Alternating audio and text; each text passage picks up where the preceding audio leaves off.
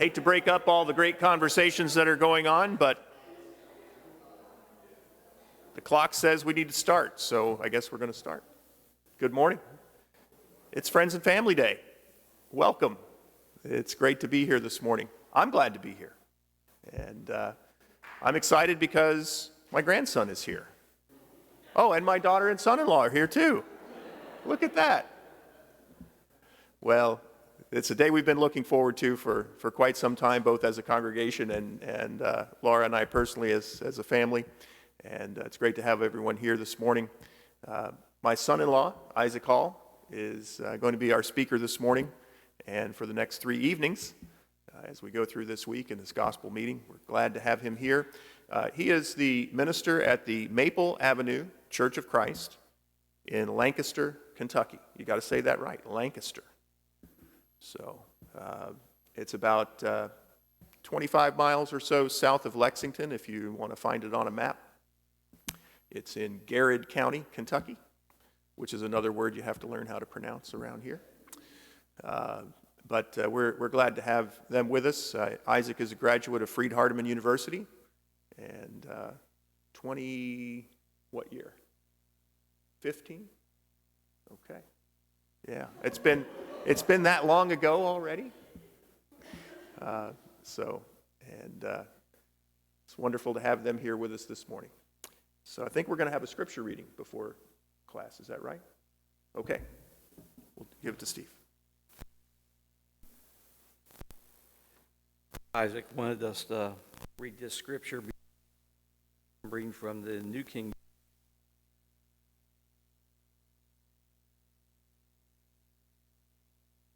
And was surrounded the city with horses and chariots. And the servant said to him,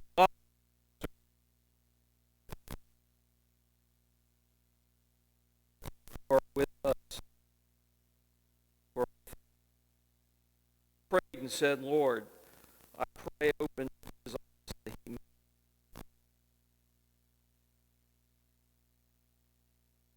The mount was full of horses and chariots of fire all around Elisha. So when the Syrians came down to him, Elisha prayed to the Lord and said, "Strike this people, I pray, with blindness." And he struck them with blindness, according to the word of Elisha.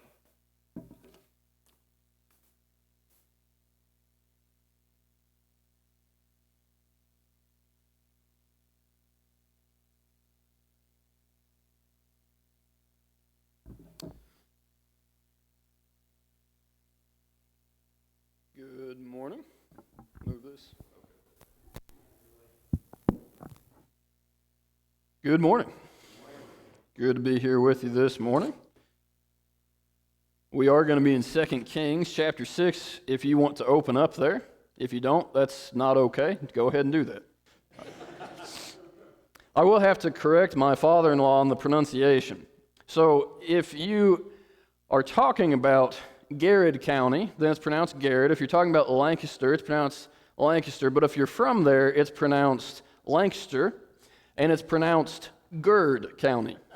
One syllable. So if you want to know how to say it like a native, that would be the pronunciation. Fortunately, I'm not from there. So this morning, we are going to be taking a look at the text here, the story that unfolds in 2 Kings chapter 6. And I have the advantage of having looked at this more recently, but hopefully you'll remember some of the things that happen in this story. But I want to start with a question, which is this. What is it in society right now that discourages you as a Christian?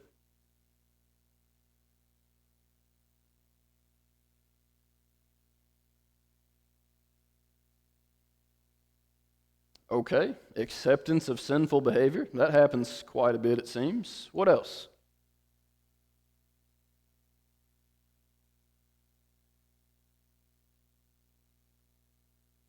Okay, sure. So there's an ignorance of what sinful behavior even looks like or what that means. What else? Apathy and...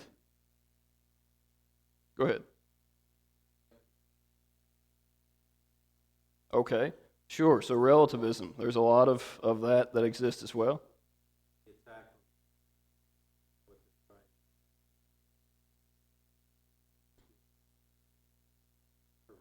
Mm-hmm. Okay, so what is being taught to youth and the way that they're being almost targeted in the way that they're being educated. So all those things are true, and well, go ahead.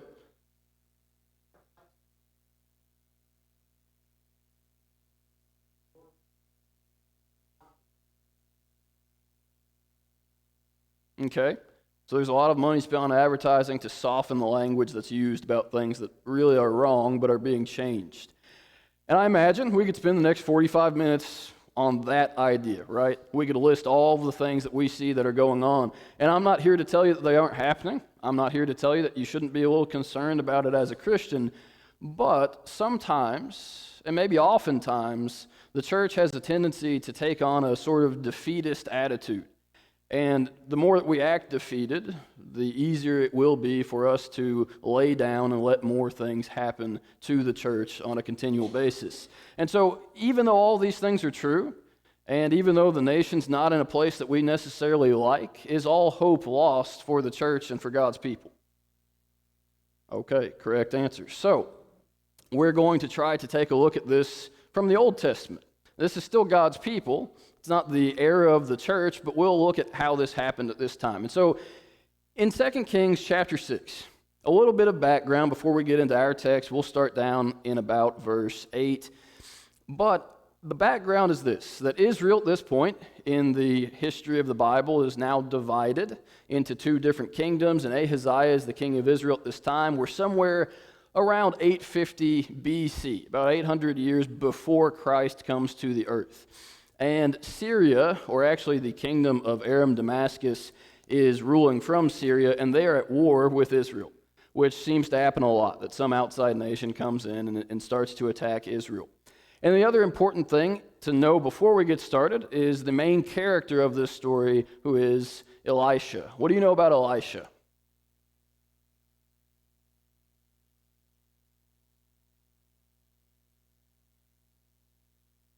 Yes.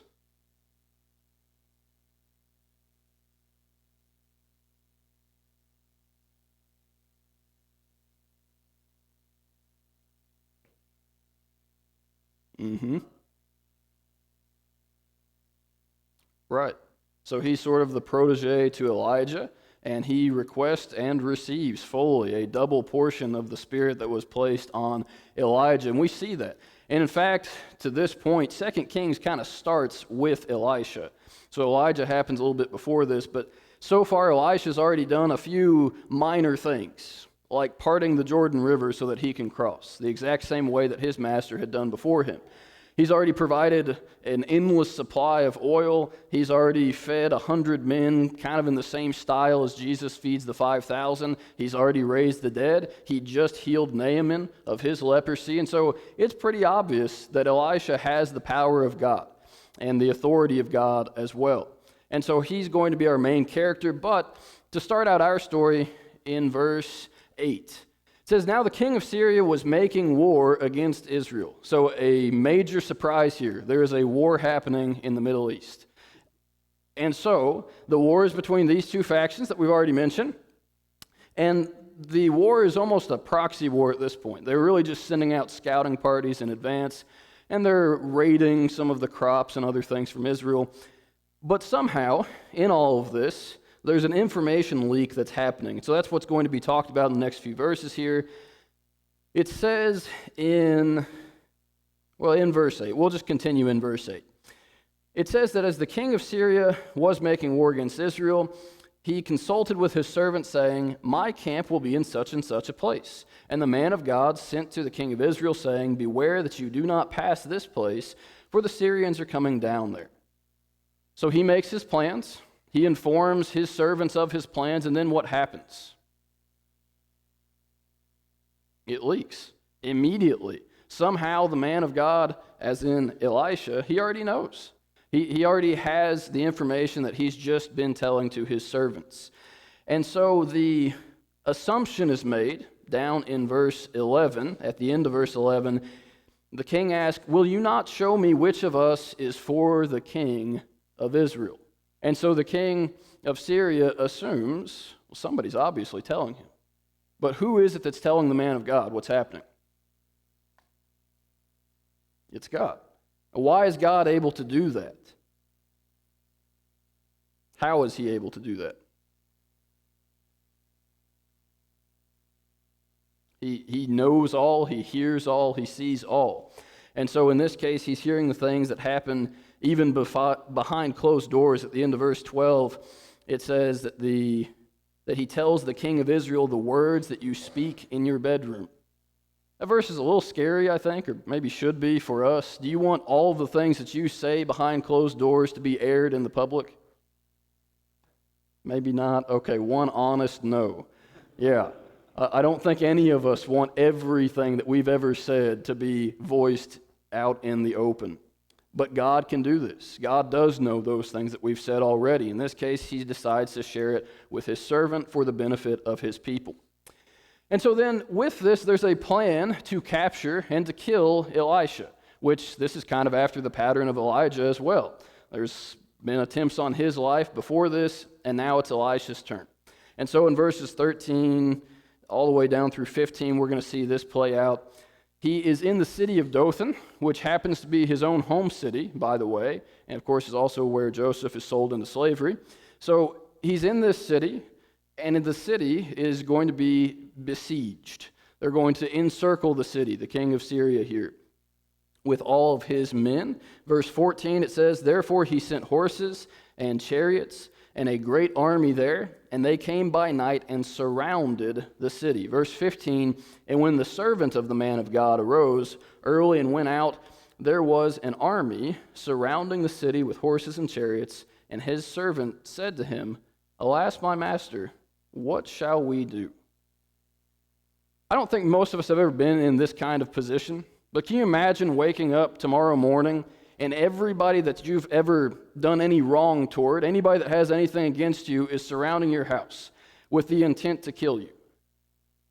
That's Elisha right here. Now, admittedly, Elisha's not actually all that nervous about this, but his servant certainly is. And his servant is terrified because he doesn't see any way out of this. There's overwhelming odds, and so the situation seems pretty well hopeless. In verse 16, he responds and says, "Do not fear, for those who are with us are far more than those who are with them." So does Elisha have an army that he has hidden underground that's about to come up and physically remove the threat of the invading force? So as far as we know, there's just Elisha and Elisha's servant. That's two versus, we assume, hundreds, maybe thousands of people surrounding the city. So how is it that they are not outnumbered? It's God. Now, in this case, there is a numerical advantage that is going to be pointed out as well, but is it enough to say that you, your friend, and God can outnumber anybody? That's right. Yeah, if you have 3 people and God's one of them, it doesn't matter. But it is going to be pointed out here. Actually, it's prayed from Elisha. He says, "Lord, I pray that you open his eyes," that is his servant's eyes, "that he may see." And the Lord does just that, because the Lord responds favorably to Elisha. "And behold, the mountain was full of horses and chariots of fire all around Elisha." Did they just suddenly appear there, or were they already there? What do you think? I think they were probably already there, just visible to Elisha perhaps, maybe not, but he was aware that God's forces were there, but his servant was not. And I don't know what that looks like today, and I'm not suggesting any way that this works in the modern sense. I don't know how it works in the modern sense, but in this case, there was an army that totally surrounded the army that was surrounding them. And so it was just Elisha, his servant, and God, and everybody on God's side, which is a whole lot. How many of you have ever seen Lord of the Rings, Return of the King? Ooh, that's not many. Now, you don't have to understand the reference, but there is a scene at the last battle that takes place of an army made of the men of the mountain, who are essentially ghosts. And they come and they overwhelm the enemy entirely. That's about the only thing I can imagine that would reflect this accurately. To look out and see all of the forces of God surrounding the people that are surrounding you. And so with this lopsided amount of godly forces on one side, you would expect to see the biggest massacre that takes place in all of the Bible, right? But what happens instead?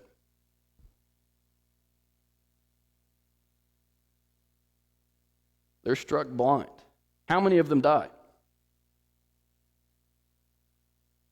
None. There's not a single drop of blood that is shed. God has all that power, and he uses it in a way that we would never even consider. Yes. Mm-hmm. Mm-hmm.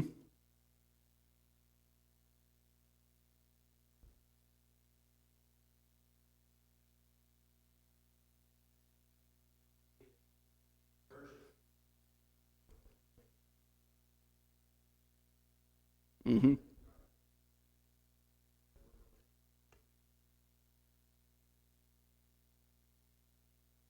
Right.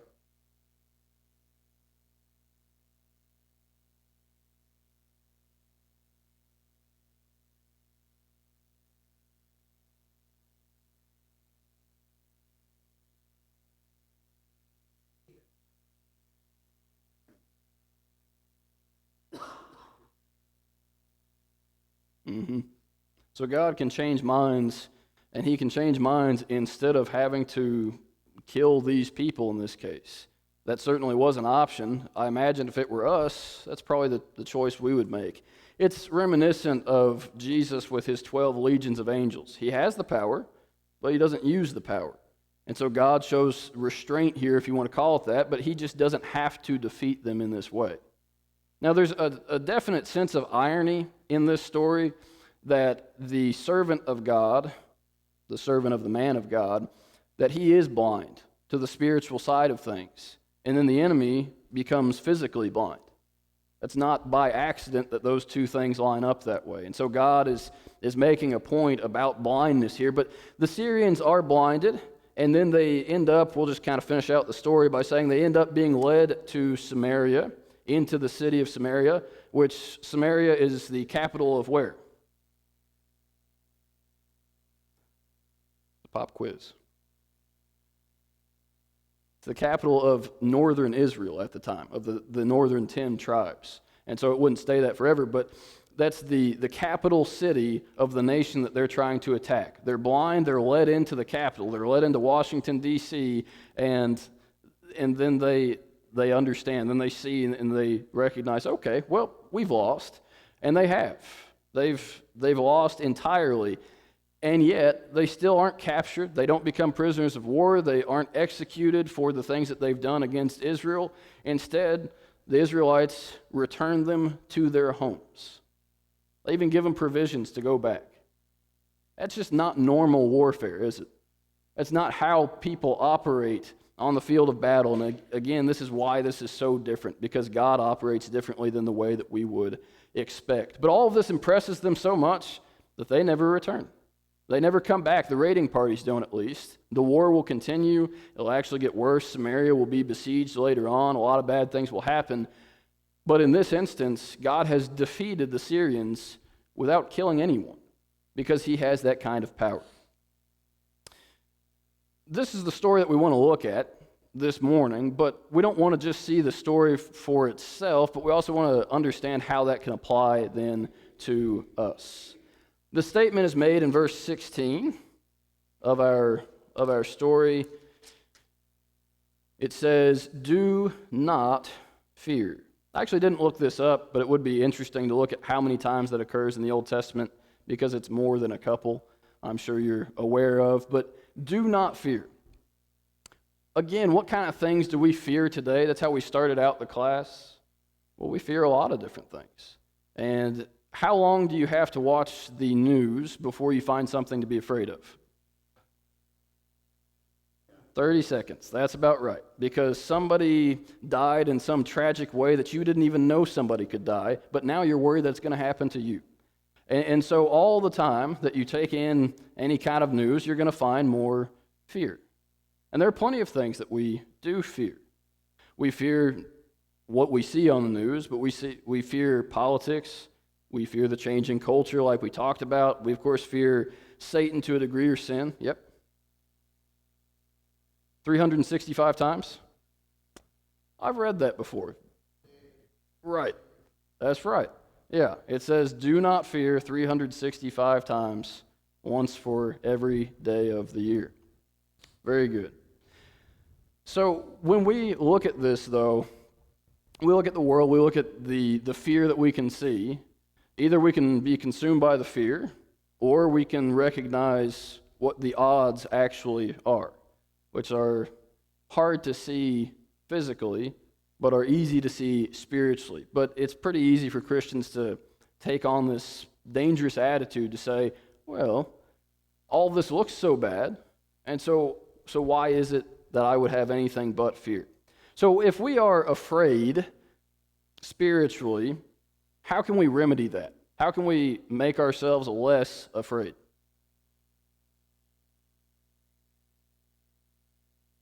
Prayer, okay? Sometimes prayer is used as sort of the last option.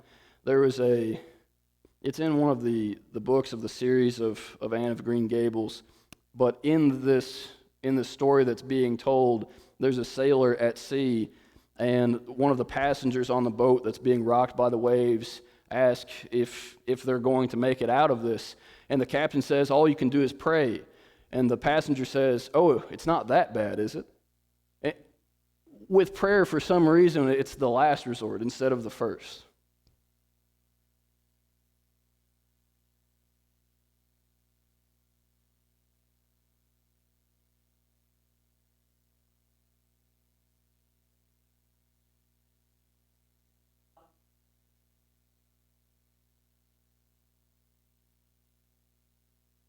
Mm-hmm.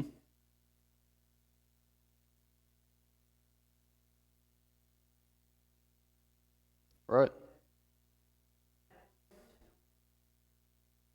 Right. So that does not change. Fear God, keep His commandments. That's sort of a setting your mind on things above rather than the things that we see.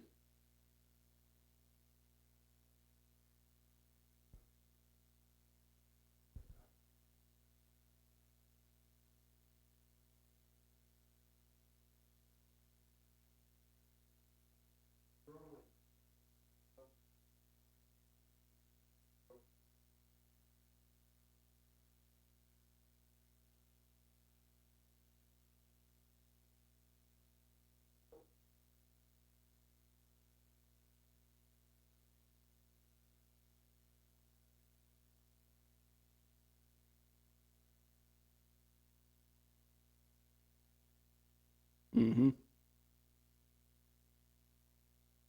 It does.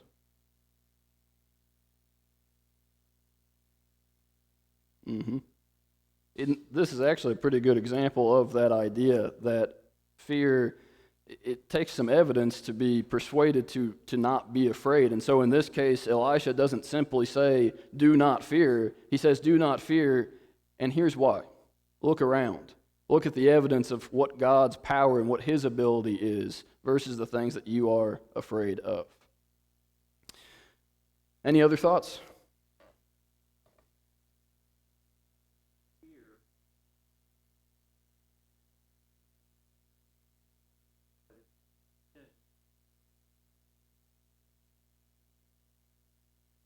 Mm-hmm. Mm-hmm. Right. Right. So contentment is the enemy of, the opposite of fear.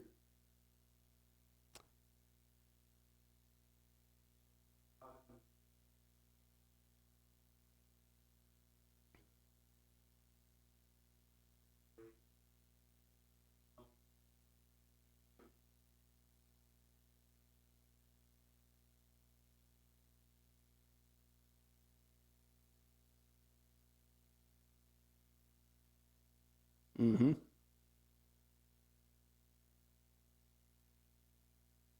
Absolutely. So the church is the opponent of fear as well.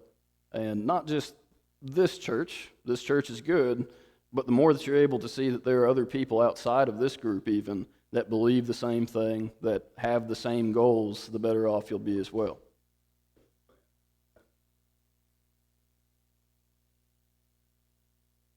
Mm-hmm.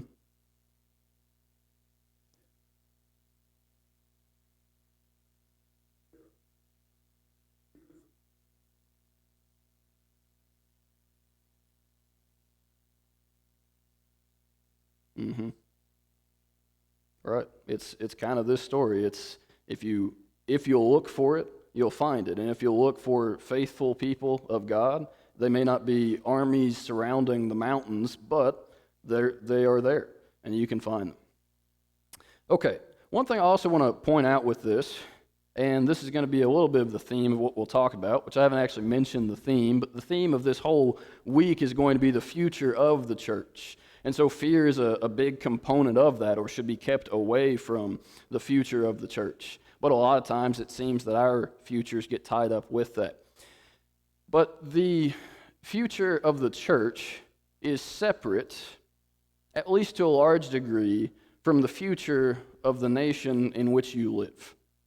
How do I know that? Well, under what system of government did the first century Christians live? It was the Romans, the very Christian, very God-believing, very kind toward Christianity Romans? No, maybe not. It was the Romans that persecuted the church heavily, the Romans that were pagans, the Romans that promoted every kind of sexual immorality that you can imagine, that worshipped literal false gods, not just the things that we might consider false gods today. And yet that's where the church began. And then Rome fell, and the church still exists. And so it doesn't necessarily matter about the nation itself. Now, are you concerned about the future of this nation? Okay, that's okay. I'm not saying you shouldn't be. But what happens if this nation that we live in crumbles entirely? What happens if it sinks into the sea and ceases to exist? Will the church still exist? It absolutely will. If the culture changes, even more so if it becomes more and more sinful, that's a problem. Does it make it harder to make converts? Sure, that's going to be true as well. But are we tasked with converting a nation, or are we tasked with converting souls? Fortunately, we don't have to take on the whole nation, and the nation can go the direction it will, but we have to work one soul at a time.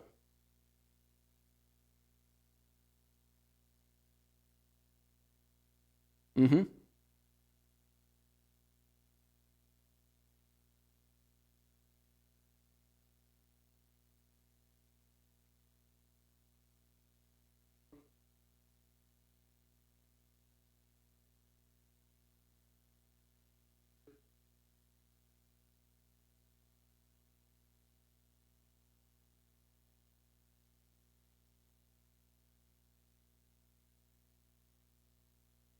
Mm-hmm. Mm-hmm.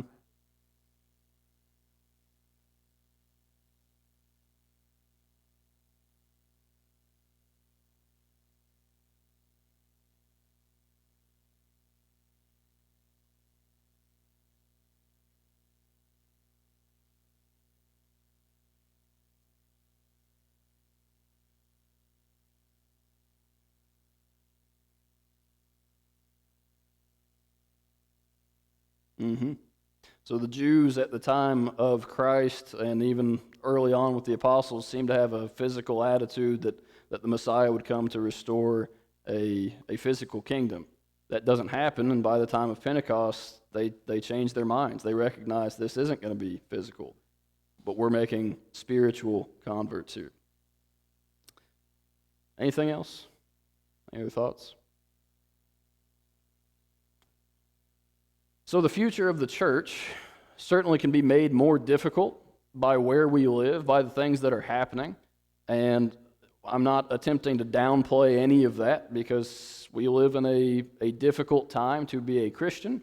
We live in a difficult time to raise Christian children. We live in a difficult place to have a lot of hope for the direction of the country, and yet the country can fail, and in spite of that, whatever the nation does, whatever the culture does, that is relevant too, but is not completely against what will happen in the church. It will not remove the church from being in existence. So in this text, still in verse 16, it says, "For those who are with us are more than those who are with them." We already mentioned this, but God is on our side. There are different places in the Old Testament where this is brought out. One example is in 1 Samuel chapter 17, verses 46 through 48. The reason I bring that up is because that's one of the places where the phrase, "the battle belongs to the Lord," is used. And so the battle is not ours, it's not in our hands. If the battle were in our hands, how successful would we be? If it's up to us, how great are humans? How perfect are humans? How righteous are humans? It's just not there. And so we could try all we wanted, but it would always fail. But the battle belongs to the Lord. Now, in that text, specifically in 1 Samuel 17, even though the promise is made that the battle belongs to the Lord, David still goes into battle to fight. Well, why is that? Why do you still go into battle even if the battle is God's?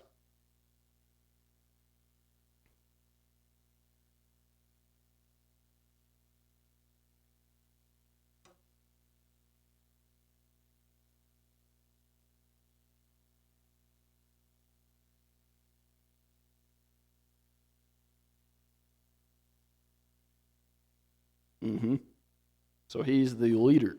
He's not just the person that's going to fight without anybody else, but he's leading us into that battle. Yes.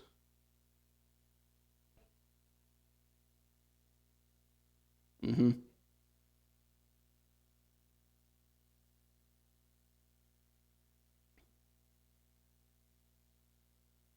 Mm-hmm.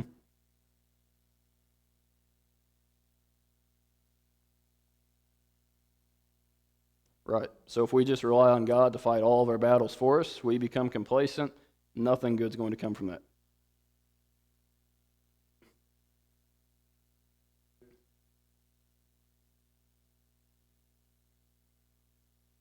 Mm-hmm. Yeah, we cannot sit on the sidelines. We can't just wait for God to do it all.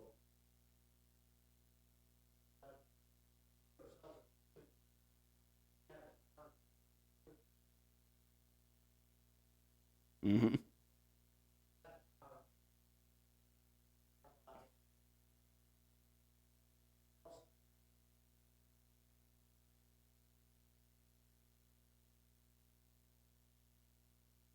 Mm-hmm.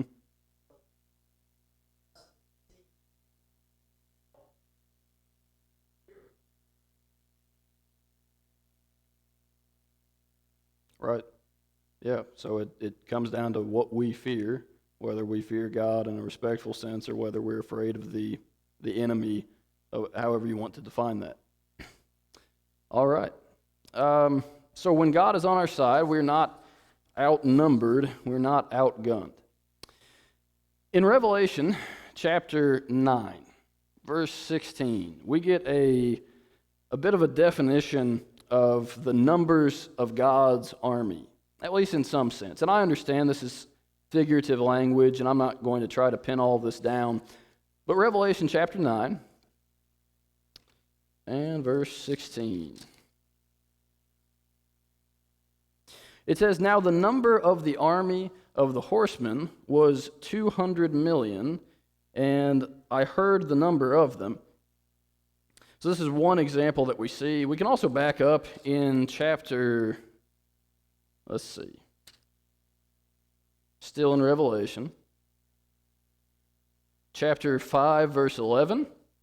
It says, "Then I looked, and I heard the voice of many angels around the throne and the living creatures, and the number of them was 10,000 times 10,000 and thousands of thousands." That's a big number. That's a whole lot. So we get a massive amount. What is, somebody that's decent at math, what is 10,000 times 10,000?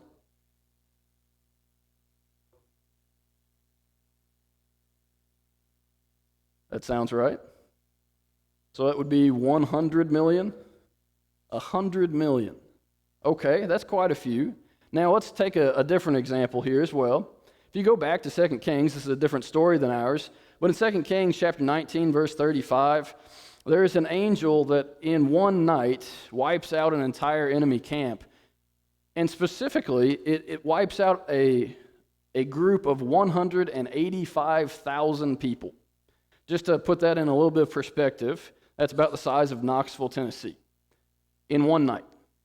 Even if you had the greatest army on earth, if you were fighting hand to hand, I really don't know that you could do that in one night. Maybe you could, but anyway. So now what we have is 100 million and 185,000. So you have 100 million angels that each one individually apparently could kill some 185,000. Now again, some of this is figurative, some of this is not exactly the way things are.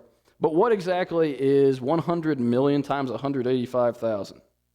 I'm about to use a calculator, just so you know, because I don't know what the answer to that is. But it would be, I don't know that I can say that number out loud. Let me make the point instead. It's 18 followed by a whole bunch of zeros. That number is multiple times the population of the earth. If Jesus had 12 legions of angels, could he have destroyed the world? Yes, he could have. If God wanted to destroy the world just with the use of angels, could he do that? He sure could, but he doesn't want to, fortunately. But the point of all of this is that when it comes to our understanding of how this is supposed to work, of how we as Christians are supposed to look at the world, for our part, it is either a lack of understanding of what the reality of the situation is, or it's a lack of faith when we look at the outside world and we think that we are somehow the ones that are outnumbered. I know it feels that way. We're sitting in a room with, I don't know how many are in here right now, 50, 60 people, and we're supposed to face the rest of the world. Well, how's that going to work? Well, it's not us alone. If it were, we would have a problem, but we're not outnumbered. Any other thoughts, questions? Something you've been waiting the whole time to say?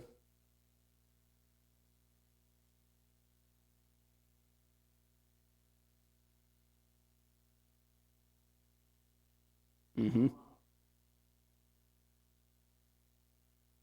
Mm-hmm. Right.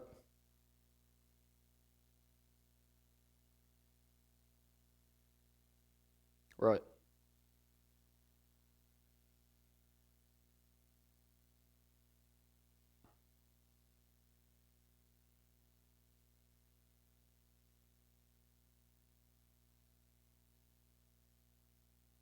Mm-hmm. All right. So we have a tendency to, if the church isn't growing, we blame the culture, which is kind of odd because the church, as you just pointed out, grew in spite of the culture or because of the oppressive culture that it started in. So it's not enough for us to say, well, things are getting worse in the world, and that's why we're losing our kids every time that they go off to college, or that's why there aren't more people coming in. We can say that, but we do have a job to do still.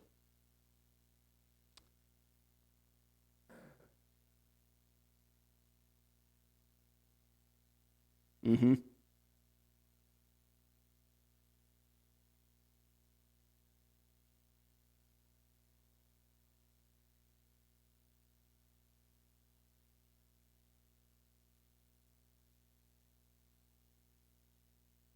Mm-hmm.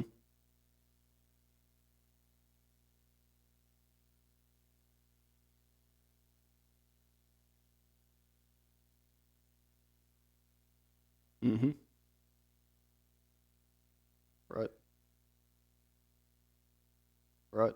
Yeah, we go one heart at a time, one soul at a time.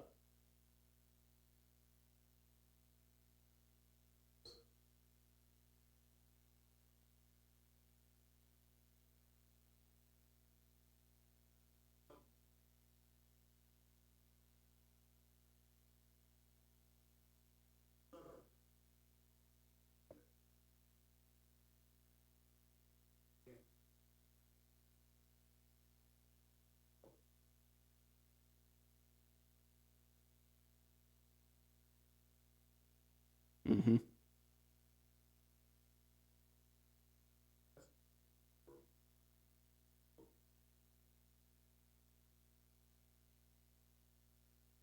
Right.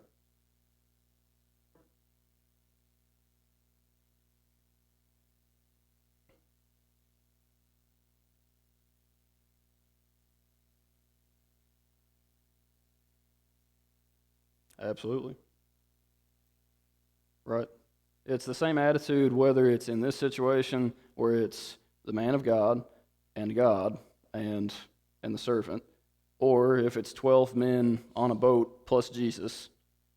You can have doubt, but if God's there with you in this city, or if Jesus is there on the boat, what fear do you have to have? The only problem with all of this, verse 17 of our text says that Elisha prayed that the servant would see things as they are in reality. And so what he could see was the ground level view, that everything around him was enemy forces. And yet if you take your eyes just a little bit higher and you see what's happening on the mountains where the armies of God are surrounding them, that's the true spiritual reality of what's going on. But it takes prayer to get to that point. And certainly it takes our prayer if we're going to recognize and help others to recognize we are not outnumbered in this situation, not so long as God is on our side. That's the end of the class, as far as I'm concerned, unless somebody has a wonderfully insightful comment that they'd like to make before we finish. No wonderfully insightful comments. That's good. All right. Thank you very much.